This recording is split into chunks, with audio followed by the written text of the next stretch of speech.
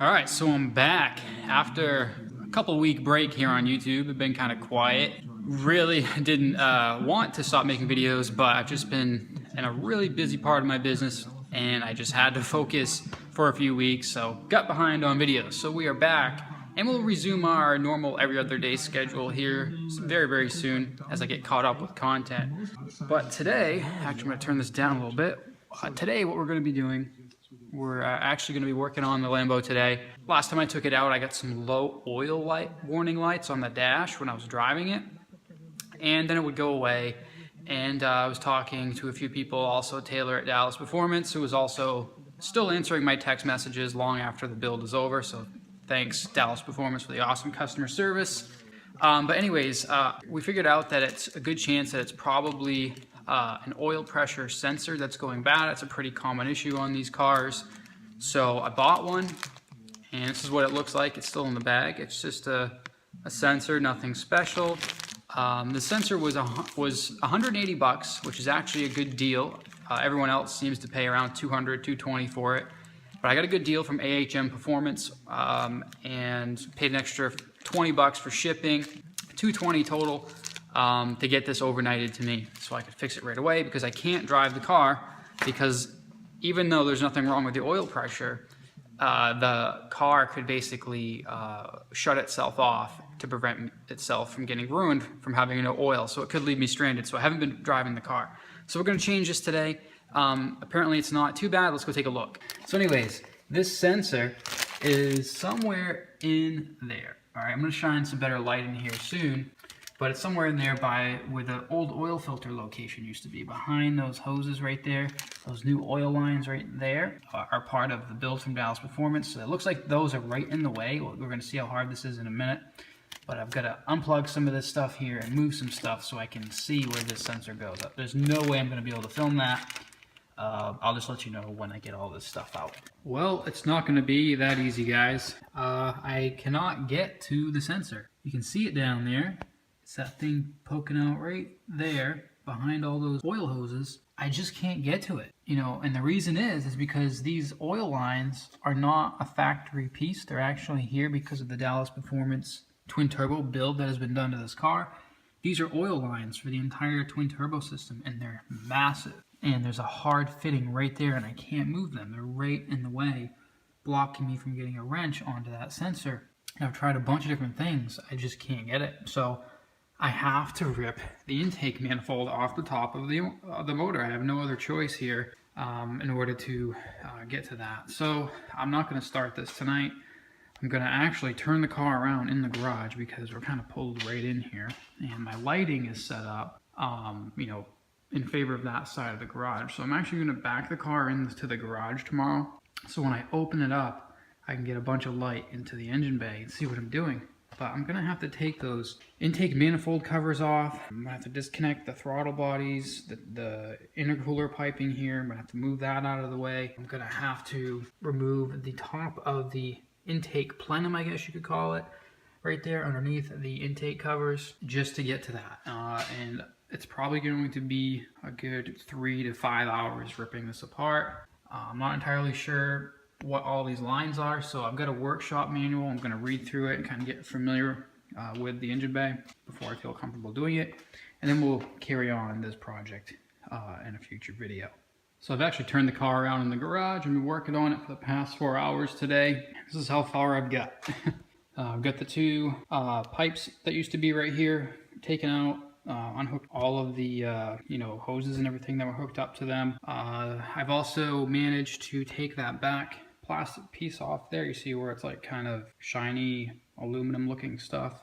So the plastic piece, I had to take that off to get to the bolts back there to take these covers off here. So the only thing I have to do now is remove a couple bolts on these covers. They're little T25 Torx bit bolts. There's some like along the side here, but the ones right there on the end and back there and in the very back over there I can't get to. So I'm gonna have to think about how I'm gonna get to those. Those are actually a little bit bigger. They're size T30. I may have to get something else to get those out because they're basically upside down and they're a wicked bitch to get anything onto, so I don't want to end up stripping those out. So I'm going to call it quits for the night. We've made some progress. This is going to be quite the project. I'm really not too happy about needing to do this. You know, I'd rather be out driving the car than working on it. But it is what it is. So we'll continue on in the next video, and hopefully we can remove these two upper intake manifold covers off next time, and then eventually get to that sensor. And here's what I was talking about, that piece that went on the firewall. This is off right here, and these are the two intake pipes right here with the blow-off valves right there. Well, it's been about, I would say, a week since the last video. Had no time to work on the car this week, been busy with work. Here we are, Saturday. Finally got the top intake manifold cover off, and I'm pretty happy about that. So we are almost, I'd say we're halfway there to that sensor. So this is what it looks like with the intake cover off. This wasn't too bad to take off. There were a couple bolts that were basically underneath on the edges over here that I had to get, and there were some really hard to get to ones in the back, but overall not too bad. Here's what the parts look like out of the car. Not too much out of the car already, but a lot of work to get that cover off, that's for sure. I'm told that you can take the entire upper intake manifold off without removing this from it, but I didn't want to risk it. I don't know how all this stuff is attached, so I'm just going piece by piece. So here's where we are so far, and I'll update you when I get the rest of the intake off. All right, so just an update on the situation here. I can't remember where we left off last, but it's been about a day since we stopped working on the car. So yesterday, Taylor from Dallas Performance actually texted me and said, if you remove that bracket that used to be there, well, it used to be there, it was there when he texted me, he said, if you remove this bracket right here, you should be able to get to the sensor, which is, you can barely see it, but you kind of see it right there. You can get to it with a crow's foot wrench, but it's still a pain in the ass. So I tried that. I could not really get the crow's foot wrench on the sensor, and I can't really see a lot down there, and I don't want to end up fucking anything up. So I already had the fuel rail over here halfway disconnected, so I'm just going to continue on taking this upper intake off. So basically what I've done here is I've just unbolted the fuel line from the fuel rail, okay, just wrapped it up in a rag. There was really no spillage at all. And over here there's another line over there, right there. I'm going to take that fuel line off, and then I can pull this fuel rail out of the car with the injectors still attached, and then I can have access to all of the bolts down inside there. You can't even see them, but they're behind the fuel rail. That will allow me to take this upper intake manifold off of the car, and then the entire top of the engine will be exposed. So I know what I need to do now. I know exactly what needs to come out of the car, and so I think the rest of this job should go pretty smoothly. I've got a lot of vacuum lines, a lot of electrical connections that I've unplugged, and thankfully I've been taking video and pictures along the way. So hopefully it will go back together pretty easily. But here's where we currently are, and I'll update you maybe when we get this intake off. So there's actually some fuel spillage on this side. You can see I've got a rag there just kind of catching it, but it looks like it's just whatever fuel was in the fuel rail is actually coming out this side right here. So looks like it's about done, but it looks like I'm catching most of it with that rag. Check it out. Got the upper intake off. It wasn't actually that difficult once I finally accepted the fact that I needed to remove the fuel rails.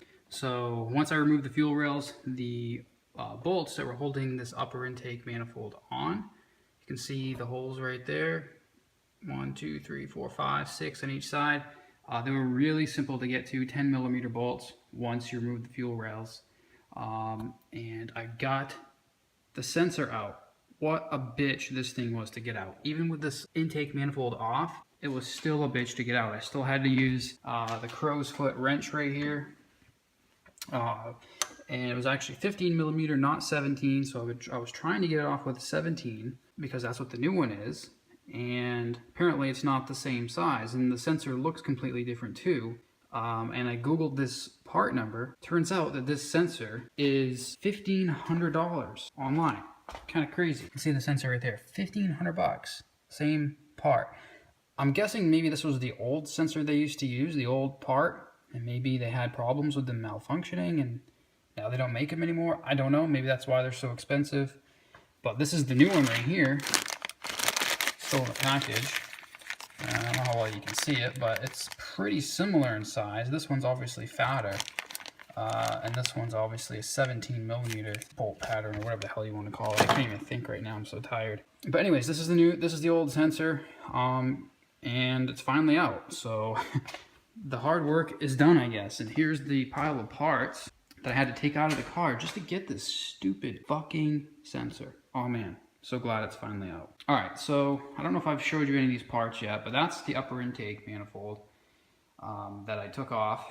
And there's the upper, there's the plastic piece that covers the firewall in the back of the engine bay, and there are the two charge pipes from the twin turbo kit. There's the bracket that Taylor said I could take off to get to this. Unfortunately, I personally couldn't get to it, but I can see how others with more patience may be able to. But now, I'm gonna go back to bed. It's 2 a.m. and I'm gonna just cover this engine up with some rags to keep shit from falling inside of it.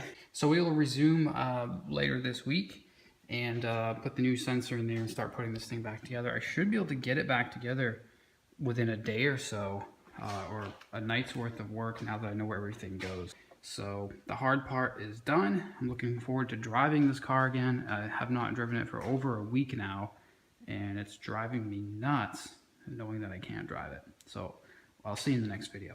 Just a little update on what's going on here. We are on weekend number 3. I have not had any time during the week to work on the car, so I've been working on it Saturday and some of Sunday, you know, when I get the chance. And I'm really now getting kind of impatient. I want the car to be back together so I can drive it again. So things are finally going back on now. This is the intake manifold, so I'm just cleaning this up now. It's got some oil on it, so I'm basically cleaning this up before I put it back on. And I've got the car over here still in its usual configuration with the intake manifold pulled off. I've got the new sensor back in. I'm not sure if you can see it. There it is right there.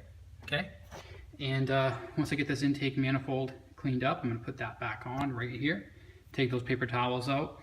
And then I'm going to put the fuel rails back on, and then finally the upper intake, and then the intercooler pipes that go into the throttle bodies. I got a lot of lines to hook up too. I've got some fuel lines over there. I've got some vacuum lines, a whole bunch of stuff, electrical connectors. It's going to take some time. I'm hoping tonight I can get most of this back together because I really do miss driving this car. It's been 3 weeks now since I've driven it because of this.